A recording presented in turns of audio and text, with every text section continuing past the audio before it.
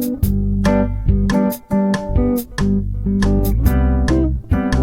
morning student, I am Rajni ma'am and I will teach you English. Today I am going to start first session of your English textbook Honeycomb. The name of the chapter is 3 questions. So now we will start.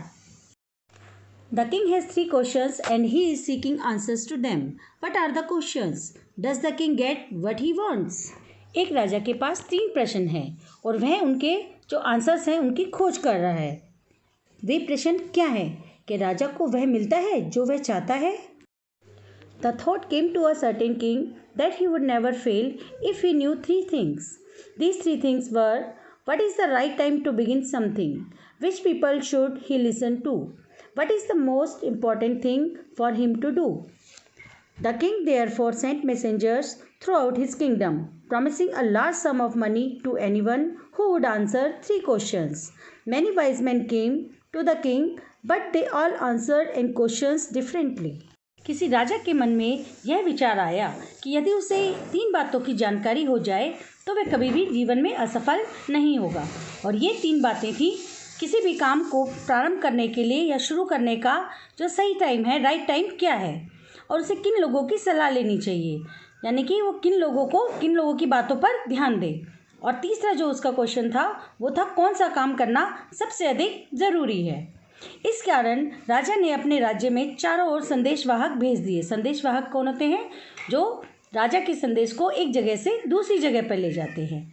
तो उसने कहा कि जो भी व्यक्ति उसके इन 3 प्रश्नों का सही जवाब देगा वह उसे भारी राशि प्रदान करेगा इनाम के रूप में. अनेक बुद्धिमान व्यक्ति राजा के पास पहुँचे और लेकिन उन सभी के जो उत्तर थे वो सब एक दूसरे से भिन्न थे. In reply to the first question, some said to the king, must prepare a timetable and then follow it strictly. Only this way, they said, could he do everything at its proper time. Others said that it was impossible to decide in advance the right time for doing something. The king should notice all that was going on, avoid foolish pleasures, and always do whatever seemed necessary at that time. Yet others said the king needed a council of wise men who would help him act at the proper time. This was because one man would find it impossible to decide correctly without help from others. The right time for every action. जो पहले प्रश्न का उत्तर था उसके बारे में कुछ लोगों ने कहा कि राजा को जो है एक टाइम टेबल बना लेना चाहिए और उसका जो है सख्ती से पालन करे. इसी प्रकार से वह सही समय पर हर काम कर सकेगा, क्योंकि टाइम टेबल होगा और जो भी व्यक्ति अपना टाइम टेबल से काम करता है वो हमेशा सफल होता है. तो जो कुछ लोग थे उन्होंने कहा कि राजा को टाइम टेबल बना लेना चाहिए जिससे कि वह अपना हर काम जो है सही समय पर करेगा. अन्य लोगों ने कहा कि किसी भी काम को करने का जो सही समय है वो पहले से निश्चित कर पाना संभव नहीं है, कि हम पहले से ही टाइम पर दें कि ये टाइम सही है, तो ये पॉसिबल नहीं है. राजा को चारों ओर की परिस्थिति पर दृष्टि रखनी होगी, मतलब चारों ओर देखना होगा, मूर्खतापूर्ण और खुशी से बचना होगा और सदा वही कार्य करे जो उस समय उसे ज़रूरी दिखाई दे. पर अन्य लोग जो थे वो बोले राजा को बुद्धिमान व्यक्तियों की एक कमेटी बना लेनी चाहिए, मतलब बहुत से जो बुद्धिमान व्यक्ति जितने भी हैं उन सब लोगों को एक सलाहकार के रूप में जो उसको सही समय पर सही सलाह दे सके और उसके अकॉर्डिंग वो काम कर सके और उसे काम करने में उसकी हेल्प करें. इसका कारण यह था कि कोई भी एक व्यक्ति अन्य लोगों की मदद के बिना किसी भी काम करने का सही समय जो है वो निर्धारित नहीं कर सकता है. But then others said that there were some things which could be urgent. These things could not wait for the decision of the council. In order to decide the right time for doing something, it is necessary to look into the future, and only magicians could do that. The king therefore would have to go to magicians. परंतु कुछ अन्य ज्ञानी व्यक्ति जो थे वो बोले कि कुछ कार्य बहुत ज़रूरी होते हैं और आप सोचोगे कि जो समिति है मुझे जब बताएगी तब मैं ये काम करूं, तो ये पॉसिबल नहीं है. क्योंकि किसी भी काम को करने के लिए जो राइट टाइम है उसका निर्णय लेने के लिए ये ज़रूरी है कि उसे किसकी जानकारी हो, फ्यूचर की जानकारी हो. और केवल जादूगर जो लोग होते हैं वही ये काम कर सकते हैं. इस कारण से राजा को किसके पास जाना होगा? राजा को जादूगर के पास जाना होगा. in their answers to the second question. Some said that the people most necessary to the king were his counselors, others said the priest, a few others chose the doctors, and yet others said that his soldiers were the most necessary. To the third question, some said science, others chose fighting, and yet others religious worship. As the answers to his questions were so different, the king was not satisfied and gave no reward. Instead, he decided to seek the advice of a certain hermit who was widely famous for his wisdom. दूसरे प्रश्न के उत्तर में कुछ लोगों ने कहा कि राजा के लिए जो सबसे महत्वपूर्ण जरूरी लोग हैं वो हैं उसके सलाहकार, उसके मंत्रीगण। और कुछ ने बताया कि पुजारी हैं, कुछ लोगों ने कहा डॉक्टर हैं, और कुछ लोगों ने कहा कि सैनिक ही उनके लिए सबसे इम्पोर्टेंट व्यक्ति है। तीसरे प्रश्न के उत्तर में कुछ लोगों ने विज्ञान को महत्वपूर्ण बताया, तो कुछ लोगों ने कहा युद्ध लड़ने को, और कुछ लोगों ने धार्मिक पूजा पाठ को इम्पोर्टेंट बताया। क्योंकि उसके प्रश्नों के उत्तर उन सबके इतने अलग अलग थे कि राजा उनसे सेटिस्फाई नहीं हुआ और उसने कोई भी पुरस्कार किसी को नहीं दिया, बल्कि इसके बजाय उसने एक सन्यासी के पास सलाह लेने के लिए जाने का विचार बना लिया, जो अपनी बुद्धिमत्ता के लिए प्रसिद्ध था। The hermit lived in a wood which he never left. He saw no one but simple people, and so the king put on ordinary clothes. Before he reached the hermit's hut, the king left his horse with his bodyguard and went on alone.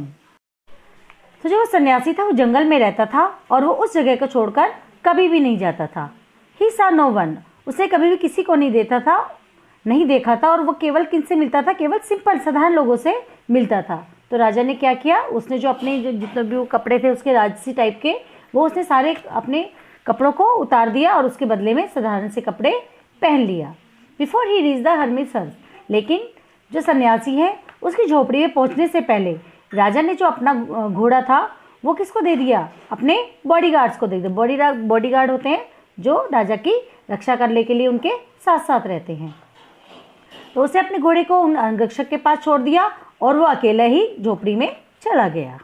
As the king came near the hermit's hut, he saw the hermit digging the ground in the front of his hut. He greeted the king and continued digging. The hermit was old and weak, and as he worked, he breathed heavily.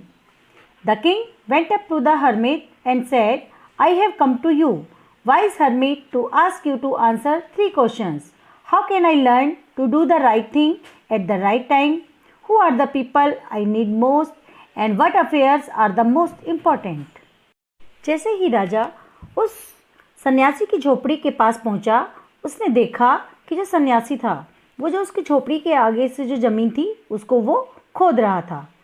उसे राजा का अभिवादन किया और लेकिन वो खोदना उसने जारी रखा।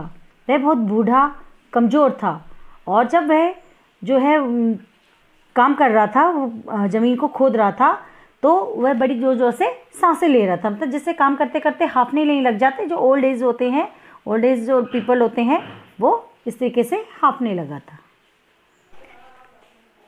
राजा उस सन्यासी के पास गया और उससे बोला, I have to come to you, मैं तुम्हारे पास आया हूँ बुद्धिमान सन्यासी, और तुमसे यह जानना चाहता हूँ, अपने 3 सवालों के जवाब जानना चाहता हूँ। हाउ कैन आई लर्न, मैं यह कैसे पता लगाऊँ कि किसी भी काम को करने का सही समय क्या है, किन व्यक्तियों को मुझे सबसे ज़्यादा जो है आवश्यकता है, और कौन सा काम मेरे लिए सबसे ज़्यादा महत्वपूर्ण है। The hermit listen to the king but did not speak. He went on digging. You are tired, said the king. Let me take the spade and work in your place. Thanks, said the hermit, giving the king his spade. Then he sat down on the ground. जो सन्यासी था उसने राजा की बात सुनी, but he did not speak. लेकिन उसने उसका कोई जवाब नहीं दिया। He went on digging. वह जमीन खोदता रहा। You are tired, said the king. राजा ने फिर उससे कहा कि आप थक गए हो। Let me take the spade, आप मुझे कुदाली दे दो और मैं जो है तुम्हारी जगह पर काम करूँगा।